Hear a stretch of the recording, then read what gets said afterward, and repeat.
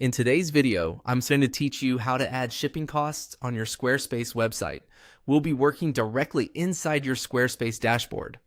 And the goal is to create a shipping option for your store so customers see the correct delivery charge during checkout. This is especially helpful if you want to keep your pricing clear and avoid surprises for buyers. To begin, go to the bottom left corner of your Squarespace site manager and click the settings icon. This opens the main configuration area for your website, where store and checkout options are managed. From there, click on Selling. This section contains the tools related to your online store, including payments, checkout, and shipping setup. Once you're in Selling, click on Shipping to open your shipping settings.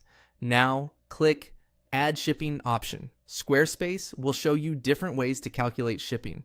You can choose from flat rate, weight-based, or carrier-calculated shipping. Each one serves a different purpose. Flat rate is useful when you want a simple, predictable charge. Weight-based shipping is better when your product sizes vary a lot, and carrier-calculated shipping can pull live rates from shipping providers. For this walkthrough, select Flat Rate.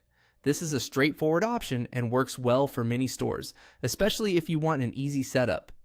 Next, type in the shipping name. This is the label your customers may see, so choose something clear and recognizable, like standard shipping or domestic delivery. After that, enter the peer order fee amount. This is the base shipping charge applied once to the entire order. Then enter the per item fee amount.